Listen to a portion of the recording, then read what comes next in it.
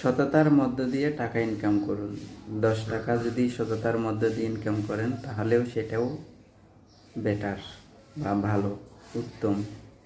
কারণ সেই টাকা দিয়ে আপনি অহংকার করে বলতে পারবেন, মানে নিজের টাকা ইনকাম করে বা উপার্জন করে মানে আপনি চলতেছেন। কিন্তু অসৎভাবে যদি টাকা উপার্জন করে সেগুলো দিয়ে আপনি আত্মঅহংকার করেন তাহলে সেগুলো বেশি দিন থাকে না।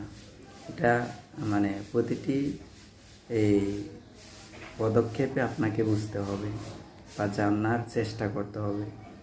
কারণ মানুষ লোভ লালসায় পড়ে মানে অন্যায়ভাবে যদি টাকা ইনকাম করে সেই টাকা হয়তো কিছুদিন তাদের জন্য আরামায়েশ হয়ে থাকে, কিন্তু সময়ের ব্যবধানে সেগুলো